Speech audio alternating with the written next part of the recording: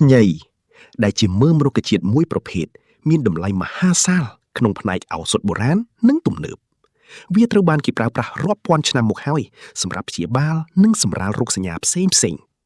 ខាងក្រោមនេះជាការលម្អិតអំពីសារធាតុគុណប្រយោជន៍និងមូលហេតុដែលយើងគួរញ៉ាំខ្ញីដើម្បីព្យាបាល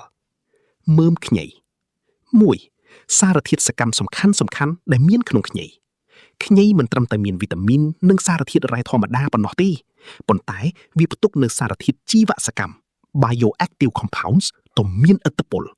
Gingerol ជាសារធាតុចម្បងបំផុតនៅក្នុងខ្ញីស្រស់ដែលមានលក្ខណៈប្រឆាំងការរលាកនិងប្រឆាំងអុកស៊ីតកម្មខ្ពស់វាជាអ្នកបង្កើតរសជាតិហឹរក្តៅរបស់ខ្ញី Sugarol សារធាតុដែលកើតឡើងនៅពេលខ្ញីត្រូវបានគេយកទៅសម្ងួតឬចម្អិន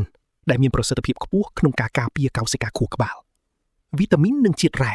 រួមមានវីតាមីន C ម៉ាញ៉េស្យូម ប៉ូតាស្យូមនិងម៉ង់ហ្គាណេស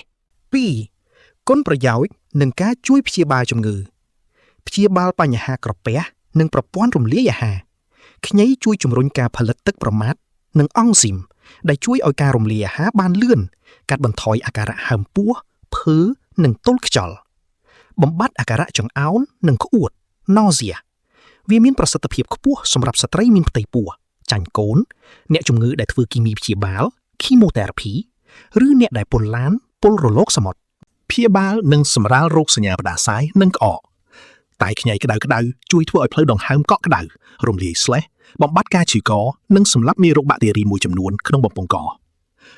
កាត់បន្ថយការឈឺចាប់ពេលមករដូវរបស់ស្ត្រី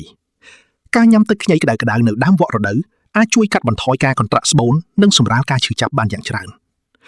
3. មូលហេតុដែលយើងត្រូវញ៉ាំខ្ញីដើម្បីព្យាបាលវាជាភ្នាក់ងារប្រឆាំងការរលាកពីធម្មជាតិ Natural Anti-Inflammatory វាដោះស្រាយបញ្ហានៅចំឫសគល់ជំងឺរ៉ាំរ៉ៃភាគច្រើនដូចជាឈឺសន្លាក់ជំងឺបេះដូងសូម្បីតែមហារីកគឺផ្ដើមចេញពីការរលាកនៅក្នុងកោសិកាសារធាតុក្នុងខ្ញីចូលទៅទប់ស្កាត់ម៉ូលេគុលដែលបង្កការរលាកទាំងនោះដោយផ្ទាល់ជួយបង្កើនចរន្តឈាមរត់ខ្ញីមានលក្ខណៈក្តៅដែលជួយពង្រីកសរសៃឈាមនិងធ្វើឲ្យឈាមរត់បានស្រួលទៅកាន់គ្រប់សរីរាង្គកាលណាឈាមរត់ស្រួលរាងកាយក៏ឆាប់ជាសះស្បើយពីការឈឺចាប់ដែរសុវត្ថិភាពនិងមិនបំផ្លាញក្រពះថ្នាំបំបត្តិការឈឺចាប់គីមីភាគច្រើនធ្វើឲ្យរលាកក្រពះបើប្រើរយៈពេលយូរផ្ទុយទៅវិញខ្ញីជួយបំបត្តិការឈឺចាប់ផងនិងជួយការពារស្រទាប់ក្រពះផងដែរវិធីប្រើប្រាស់ដើម្បីព្យាបាលតែខ្ញីស្រស់ហាន់ខ្ញីជាចំណិតស្ដើងៗ 3 ទៅ 4 ចំណិតរួចឆុងឬដាំជាមួយទឹកក្តៅទុកចោល 5 ទៅ 10 នាទីអាចថែមក្រូចឆ្មាឬទឹកឃ្មុំបន្តិចញ៉ាំពេលព្រឹកឬពេលមានអាការៈការចម្អិនអាហារបន្ថែមខ្ញីទៅក្នុងមុខម្ហូបប្រចាំថ្ងៃដូចជាឆាខ្ញីស៊ុបឬស្ងោរជ្រក់